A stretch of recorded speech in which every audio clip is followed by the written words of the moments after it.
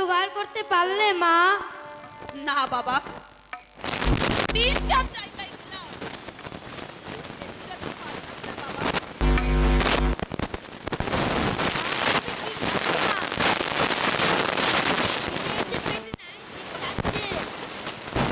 আমি যা চালাতে পারছি না। ছোটু, তোর বাবা যখন বড়দির কাছে গেছে, যদি কিছু পাই। না মা, আর ওরা সাহায্য করবে না। ছোটু, যেবার তুমি আমাকে নিয়ে গেছিলে, সবার বড় মা তো বলেই দিলেন আর কোনোদিন আমার কাছে হাত পাততে আসবে না। ছোটু, সে কথা আমি এখনো ভুলে যাইনি মা। তবু তোর বাবা যখন গেছে, নিশ্চয় শুধু হাতে ফিরিয়ে দেবে না বাবা। দুদিন শুধু জল খেয়ে কাটিয়েছি, আর যে আমি পারছি না মা। ছোটু, এই নাও, 4-5 দিনের চাল ডাল এর মধ্যে আছে। ছোটর জন্য একটি রুটি এনেছি। আর এই ধরো 100 টাকা। এত টাকা, এত টাকা তুই কোথায় পেলি? রোজগার করেছি। রোজগার করেছিস? হ্যাঁ মা, রোজগার করেছি। টাকা পয়সা পথে ঘাটে ছড়িয়ে ছিটিয়ে আছে, শুধু হাতে তুলে না বাবা। একটা মারোয়ারির কাছে পিতলের ঘিরতি করা মাল সুরাল বলে চালিয়ে এলাম। দেবু, আমার চেহারা দেখে বেটা ভাবলো নিশ্চয় বড় লোকের ছেলে। মায়ের বাক্স ভেঙে গহনাগুলো নিয়ে এসেছে। মানুষকে ধাপ্পা দিয়ে তুই? ধাপ্পা দিয়ে নয় মা, ধাপ্পা দিয়ে নয়, আমার বুদ্ধি খাটিয়ে। চুপ কর কুলাঙ্গার। মানুষ ঠকাবার পয়সা আমার কোনো প্রয়োজন নেই। মা, না, তোর মতো জোচ্চরের মা আমি নই। তুই তুই আমাকে মা বলে ডাকবি না। ছি, ছি, ছি। এই এই আমার সন্তান। আমরা কিছু করলেই দোষ, আর ওরা যে আইনের মাথায় জুতো মেরে পেদাল করে ধীরে ধীরে লক্ষ লক্ষ টাকা দাবি করছে, তারা কি? দেবু, তোর কোনো কথাই আমি শুনতে চাই না। আমার আমার চোখের সামনে থেকে তুই দূর হয়ে যা। এই বাড়ি থেকে তুই এখনই চলে যা বলছি। এই বাড়িতে তুই কখনো আর ঢুকবি না। এখনো ভেবে দেখো মা, 1 বছরের বাড়ি ভাড়া বাকি। বাড়িওয়ালা যে কোনো মুহূর্তে আর ধরে পথে বের করে যাবে। তাই নি? অন্তত টাকাটা তুমি রাখো মা, আমি না হয় চলেই যাচ্ছি। না, ধরো না, মা। তুই দূর হ। তুই দূর হ যা বলছি। তোর বাপের টাকার আমার কোনো প্রয়োজন নেই। বেশ, আমি চলে যাচ্ছি মা। বেলতা, বেলতা, রুটিটা আমায় দাও না, বড্ড খিদে পেয়েছে। সতু ভাই, আমার খুব খিদে পেয়েছে না রে। খেয়ে নি ভাই, খেয়ে নি। আমার আদর্শ, আমার বিশ্বাস, এইভাবে তুই গলা টিপে চেঞ্জ করে ফেললি। চোর গুন্ডা জালিয়া তোমার আগে আমি ধরে ধরে ভিক্ষে করে খাবো। তোদেরকে এইভাবে মানুষ করেছি, সেই জন্য কি এই জঞ্জালের জন্য কি আমি তোদেরকে পথে পথে ভিক্ষে করে লেখাপড়া শিখিয়েছি? যা যা, দূর হয়ে যা, আমার চোখের চাপড়ে থেকে তুই দূর হয়ে যা। বেশ, আমি চলে যাচ্ছি মা। শুধু দুঃখ রইল, উপসী ছেলেটার মুখ থেকে তুমি খাবারটুকু কেড়ে নিলে। বেশ করেছো মা, তুমি বেশ করেছো। মায়ের উপযুক্ত কাজে তুমি করেছো, মায়ের উপযুক্ত কাজে তুমি তুমি চলে যাচ্ছ বেলতা? হ্যাঁ রে, পারিস তো তুইও চলে আয়। এই রাক্ষসী তোদের বাঁচতে দেবে না। নরকের অন্ধকার পথ যখন আমি বেছে নিয়েছি, এই পথ ধরে আমি চলবো, এই পথ ধরেই এ সমাজকে আমি পিছিয়ে তুলবো। ছোট্ট নীতি বাক্যে আমার পেট ভরবে না। দুনিয়া ছোট্ট মানুষ যখন চাল দুধ চুরি করে দু পায়েস কামিয়ে নিচ্ছে, আমি বা পথে পথে মাছ খাবো কেন? আমিও বাঁচতে চাই, যেমন করে হোক আমারও আছে বেঁচে থাকার অধিকার। মা মেয়েটা চলে যাচ্ছে। যাক যাক চলে যাক, আমার কুসন্তান থাকাচ্ছে না থাকাতে বেশি ভালো রে সেতু। বাবা কিছু পেলে? না না রে সতু, আমি কিছুই জোগাড় করতে পারিনি। কি বললে বর্দি? তার সঙ্গে আমার দেখা হয়নি। আর জামাই বাবু? আমাকে আমাকে আমাকে যাচ্ছে তাই অপমান করে ওই বাড়ি থেকে কুকুরের মতো দূর দূর করে তাড়িয়ে দিলে। তোমাকে তোমাকে ওরা তাড়িয়ে দিলে? হ্যাঁ রাই বাবু তোমাকে অপমান করলে? হ্যাঁ, আর কি করেছে জানো? কি করেছে? ওই ভোলা সেনের মেয়ের সঙ্গে ওরা ওরা কোচির বিয়ে দিয়েছে। কোন বলেছেন? যে চোর, যে চোর আমার 40,000 টাকা অক্লেশে মেরে দিয়ে আজ সে কোটিপতি হয়েছে। ওষুধের কারখানা থেকে শুরু করে কয়েকটা নামী প্রতিষ্ঠানের মালিক হয়েছে ওই ভোলা সেন। কোচির আমার কোচির বিয়ে হলো আর আমি একটিবারও জানতে পারলাম। আরে আরে এই কথা বলতে গিয়েই তো আমি অপমানিত হলাম।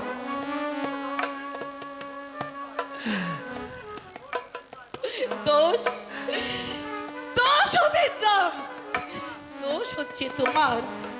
কিন্তু সাবিত্রী, আগে যদি আমি জানতে পারতাম তাহলে টাকা নিয়ে সরবরাহ করে তুমি কোচিকে বিক্রি করে দিয়েছো।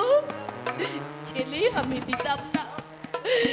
লক্ষ্যবতী দেবেন্দ্র নারায়ণের কোনো শক্তি ছিল না তার বাড়ির কোল থেকে সন্তানকে ছিনিয়ে নিতে।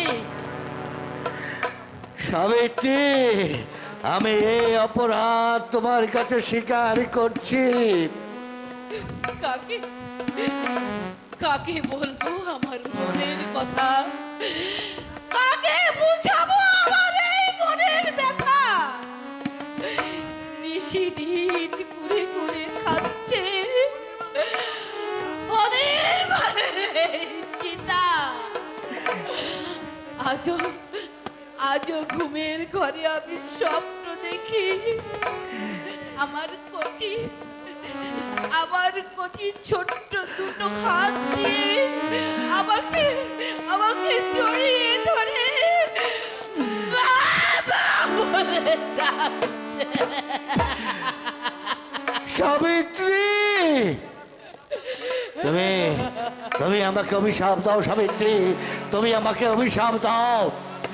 সমস্ত অনর্থের মূলে আছি আমি, আমার এই উশৃঙ্খল জীবন।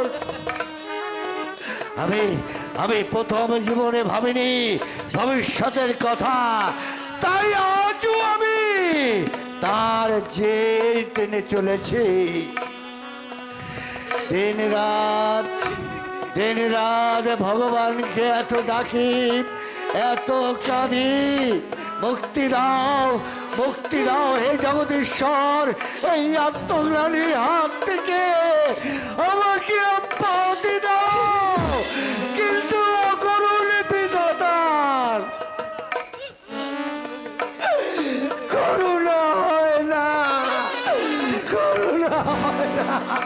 এই শালা ছোড়ের বাচ্চা, সেতু এদিকে। 1 বছর ধরে বাড়ি ভাড়া এসছে কেন রে শালা? দেখ, ভাড়া দেখ, নইলে লাথি মেরে রাস্তায় বার করে দিব। গালাগালি দিচ্ছে কেন বাবা? চুপ শালা, মুখের উপর কথা বললে জতিয়ে মুখ ভেঙে দিব। বাপের জমিদারি পেয়েছো শালা, ভাড়া দে, নইলে মেরে তাড়াবো। ছেলেরা একটু বাড়ি আসবে বাবা, হ্যাঁ। তারপর না হয় কাল সকাল। ওসবের আসল কথা ছাড়ুন, ভাড়া এক্ষুনি দিতে হবে, নইলে ঘরে ছেড়ে দাও। শালা ঘরের 1 বছর ধরে আজ না কাল আর কাল না পশু। ঘর ছেড়ে দিয়ে কোথায় যাব আমরা? জাহান্নামে যাবি। কোথায় যাব আমরা? শালা হারামি, ভোলাসেনের মতো বাড়িওয়ালা বলে 1 বছর থাকতে দিয়েছে, আমার বাড়ি হলে 2 মাসে লাথি মেরে বার করে দিতাম। আচ্ছা বাবা, এই এই বস্তিটা কি ভোলা সেনের? হ্যাঁ, এই কথাটা তুমি জানো না সুমন্দি? তাহলে তাহলে তুমি এক কাজ করো বাবা, ভোলানাথ বাবুকে গিয়ে বলো কান্তি চৌধুরী বিপদে পড়েছে। থাম বেটা, এলেন শালা ভোলাসেনের বড় কুটুম। এখনো ভাড়া দে বলছি, নলে ঘাড় ধরে ওই পথে বার করে দেব। আচ্ছা, তুমি তুমি একবার বলে দেখো না বাবা। ওই সব পিয়াজি কথা ছাড়ুন, বাবুর হুকুম, ভাড়া না দিলে ঘর খালি করে দিতে হবে। কিন্তু এই রাতের বেলায় আমরা কোথায় যাব বাবা? আমি জানতে চাই, আমি জানতে চাই সোরের বাচ্চা ভাড়া দেবে কিনা। মা লোকেরা তো ছুরা। বাল শালা বেরোবে কিনা, নইলে সব কটাকে আমি মুরগি জবাই করবো।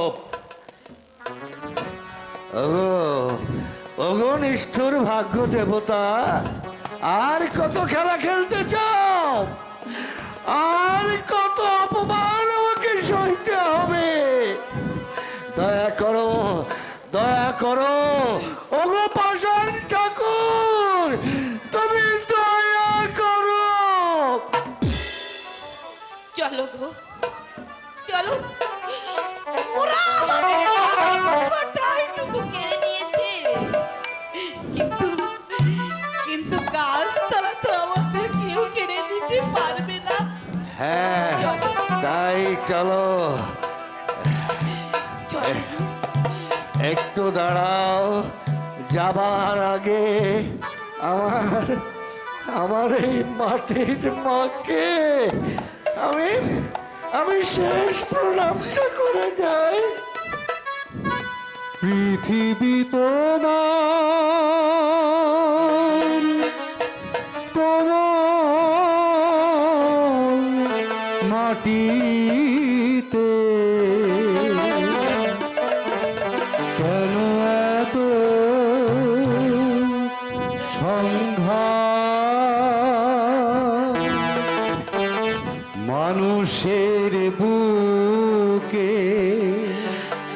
মানুষেই হানে নিষ্ঠুর কষাঘাত। মানুষের বুকে মানুষেই হানে নিষ্ঠুর কষাঘাত। পৃথিবী তোমার কোমল মাটিতে কেন এত সংঘাত?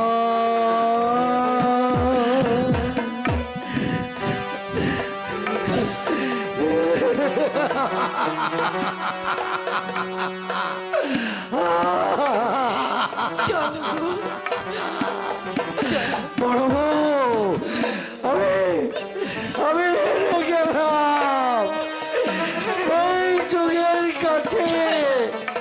আমি হেরে গেলাম, আমি হেরে গেলাম, আমি হেরে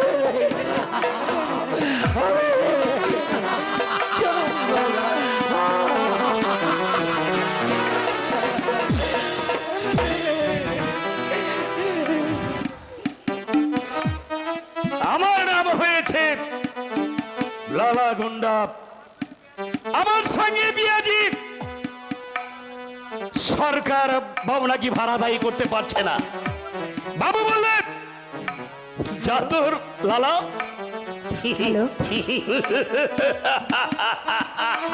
ভাড়া কিভাবে আদায় করতে হয় সেই কায়দা কৌশল আমার জানা আছে।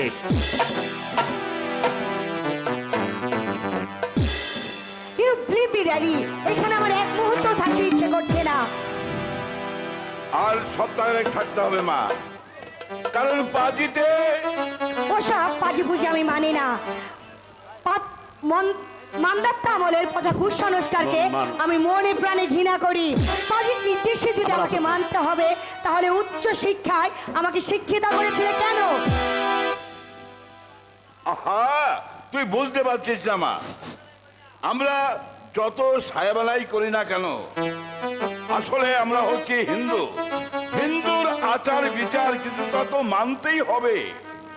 পুরুত ঠাকুর বললেন এই ভাদ্র মাসে স্বামীর বাড়ি যেতে নেই। নো নো ড্যাডি, শ্বশুর বাড়ি যাব না, আমি যাব অরুণের বাংলো। ওই অজপাড়াগায় গিয়ে আমি একটা দিনও থাকতে পারবো না। দেখুন, এটাই কি ছিন্নপত্র সম্পাদক বেন সেনের বাড়ি? হ্যাঁ, কি চাই? আগে আমি ছিন্নপত্র সম্পাদক বেন সেনের সঙ্গে দেখা করতে চাই। বলুন। আমার নামে বিএম সেন। নমস্কার। নমস্কার। দেখুন, আপনার সহকারী নিতাই গড়গড়ির কাছে আমি এখানে উপন্যাসের পাণ্ডুলিপি দিয়ে গিয়েছিলাম। উপন্যাস আপনার লেখা? আগে হ্যাঁ। আপনার নাম? আগে সুব্রত চৌধুরী। উপন্যাসটার নাম? মায়ের প্রাণ। আপনি আর নাম খুঁজে পেলেন না, সব পুরনো কাসন্দি। মায়ের প্রাণ। প্লিজ দেখ মা দেখ,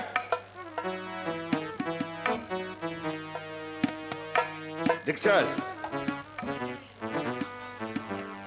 বাংলা সাহিত্যের ভবিষ্যৎ একেবারে অন্ধকার। বাজারের আলো পটলওয়ালা থেকে আরম্ভ করে রাস্তার ভিখিরি পর্যন্ত কলম ধরতে শিখেছে। এইসব অর্বাচীনের দলই বাংলা সাহিত্যকে একেবারে বটতলায় এনে দাঁড় করে দিয়েছে। Actually so daddy. হস্যি দীর্ঘি জ্ঞান নেই, নেই কোনো লৌকিকতা। যেন কোন প্রকারে একটা গল্প খাড়া করতে পারলে হয়ে গেল উপন্যাস। আমার লেখাটা কিন্তু আপনার পত্রিকায় ছাপা হয়েছে। ছাপা হয়েছে তো বিরক্ত করতে এসেছো কেন? লেখাটা বেরিয়েছে, তবে আমার নামে নয়, আপনার নামে। হ্যাঁ, তা হতে পারে। এই সংখ্যাটা আমার পড়া হয়নি। কিন্তু এটা কি করে সম্ভব? উপন্যাসটা লিখলাম আমি, আর তা ছাপা হল আপনার নামে। তোমার লেখার সঙ্গে আমার উপন্যাসের কোনো মিল আছে? মেল কি বলছেন? হুবহু এক, এমনকি পাত্র পাত্রীর নাম পর্যন্ত এক। তা হতে পারে। হতে পারে নয়, তাই হয়েছে। কিন্তু আমি জানতে চাই এমন ভ্রান্তি হলো কি করে? নাকি আমার লেখাটা আপনি নিজের নামে? তোমার বক্তব্য শেষ হয়ে থাকলে তুমি বাইরে বেরিয়ে যাও। না, এর উপযুক্ত জবাব না নিয়ে আমি যাব না। হতে পারেন আপনি বিত্তশালী ধনবান, থাকতে পারে আপনার কোটি কোটি টাকা, কিন্তু একদম দরিদ্রের সাধনার ফল কোন অধিকারে ভোগ করবেন আপনি? তোমার জবাব নিতে হলে তোমাকে আদালতে যেতে হবে। না, আদালত আমি যাব না। জনমতে মত হয়ে এইভাবে দরিদ্রকে শোষণ করবেন আপনারা। আপনার এই কুৎসিত জঘন্য রূপটা আমি দেশের মানুষকে জানিয়ে দেব। তার সাথে চিৎকার করে বলবো, ভোলা সেন জোচ্চর, ভোলা সেন জালিয়াত, ভোলা সেন পর্শপহারী। এই ইতর ছোট লোকটাকে কান ধরে বের করে দাও। ইতরের মতো চেঁচাচ্ছে। পথের মানুষ দেখলে রাস্তার বেয়ারিশ কুকুরগুলো ঘেউ ঘেউ করে। আপনি জোচ্চর, আপনি জালিয়াত, আপনি Shut up! Shut up, son of a bitch! Get out! I say get out! নইলে তোমাকে আমি ঘাট ধাক্কা দিয়ে বাড়ির বাইরে বের করে দেবো। টাকার জুড়ে দিনকে তোমরা রাত করছো ভোলা সেন, কিন্তু চিরদিন এমনি ভাবে যাবে না। ইতিহাস বদলাবে। বিংশ শতাব্দীর জাগ্রত যৌবন আজ আর ঘুমিয়ে নেই। ড্যাডি, এখনো তুমি চুপ করে আছো? এই জানোয়ারটাকে লাথি মেরে এই বাসা থেকে বের করে দাও। আমি তোমাকে লাস্ট ওয়ার্নিং দিচ্ছি, ভালোয় এখান থেকে বেরিয়ে যাও। না, আমি যাব না। আমি কৈফিয়ত চাই। কেন আপনি আমার লেখা নিজের নামে ছাপালেন? লালা দাদা দিচ্ছি কৈফিয়ত। লালা, এই লালা, লক্ষ লক্ষ মানুষকে সর্বহারা করে হাজার হাজার মেহনতি জনতার মুখের অন্ন কেড়ে নিয়ে টাকার পাহাড় জমিয়েছ ভোলা সেন, কিন্তু সাবধান, দিন তোমাদের ঘনিয়ে আসছে। হুকুম দিন মালিক। এই কুকুরটাকে বাড়ির বাইরে বের করে দে। এই শালা স্বর্গে বাচ্চা, চল চল হারামি। না, যাব না। তবে রে হারাম খোর, এই লালাকে তুমি চেনো না। চল শালা চল। সাবধান, সাবধান জালিয়াত। তোমাদের মতো ধনীদের এই স্বৈরাচারী নীতি দেশের জনতা বেশি দিন আর বরদাস্ত করবে না। আসছে ভোলা সেন, সেই দিনই ঘনিয়ে আসছে। চল শালা, তোকে আর জ্ঞান দিতে হবে না। চল চল বলছি। How stance daddy? একটা স্ট্রিট ব্রেগারের স্পর্ধা হয় কি করে যে তোমাকে বলছে জালিয়াত? এইটাই হচ্ছে দুনিয়ার রীতিমা। ভালো কিছু করতে গেলেই তার পেছনে লাগবেই। এই মাসে ছিন্নপত্রে যে উপন্যাসটা বের হয়েছে, সত্যি কি ওটা ওর লেখা? কি বলছিস তুই? চেহারা দেখে কি ওকে সাহিত্যিক বলে মনে হয়? নো ড্যাডি, আমি তো ভেবেছিলাম রাস্তার একটা ভিখারি। উপন্যাসটা তাহলে তোমারই লেখা? হ্যাঁ, লেখাটা অদ্ভুত হয়েছে। কিছু কিছু সিনেমা কোম্পানি এর চিত্র সত্য কেনবার জন্য পত্র লিখেছে। ও ড্যাডি, ও ড্যাডি, তোমার লেখা উপন্যাসের ছবি হবে। কি যে ভালো লাগছে আমার। টাকা অনেকেরই আছে, কিন্তু সাহিত্যিক হওয়া কি চারটেখানিক ব্যাপার? কিন্তু ড্যাডি, আজ কিন্তু তোমার সঙ্গে আমি ভীষণ রাগ করবো। কেন রে? বারে তুমি উপন্যাস লিখছো, অথচ একটি বারও আমাকে কেন বলনি?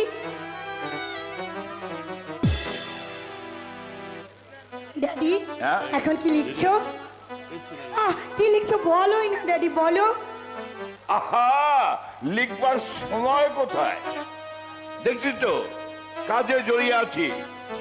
দুটো ঔষধের কারখানা, একটা জুট মিল, তার উপর মাসিক সম্পাদের সম্পাদনা। আরে আমি লিখবো না কখন? ও সমস্ত কাজ কর্ম সব বাদ দাও দেখি। তোমাকে লিখতে হবে। তোমাকে দিকপাল সাহিত্যিক হতে হবে। মনস্যুত, সুবোধ ঘোষ, তারা শঙ্করের মতো তোমাকে বিখ্যাত হতে হবে। কিন্তু ও ড্যাডি, এর মধ্যে আবার কিন্তু তবু আসছে কেন? লিখতে তোমাকে হবেই। বন্ধু বান্ধবের সামনে আমি বুক ফুলিয়ে বলবো, my father is a great novelist. বলো বলো ড্যাডি, আমার অনুরোধ তুমি রাখবে? বলো না ড্যাডি, রাখবে? আহা, ঠিক আছে ঠিক আছে, সিনেমার লোক এসেছে হুজুর। যা বসতে দে, আমি যাচ্ছি। বেশ, আমি বসতে দিচ্ছি। ও ড্যাডি ড্যাডি ড্যাডি, ও ড্যাডি, তোমার গল্প সিনেমা হবে, কি যে আনন্দ হচ্ছে আমার। চল কথাটা পাকা করে নেই। হ্যাঁ চলো চলো চলো। ড্যাডি, তুমি যেন আবার বেশি টাকার জন্য জিদ করো না। ওরা যা দেয় তুমি তাতেই রাজি হয়ে যাও। আচ্ছা, ঠিক আছে, চল, চল, চল, চলো। চল।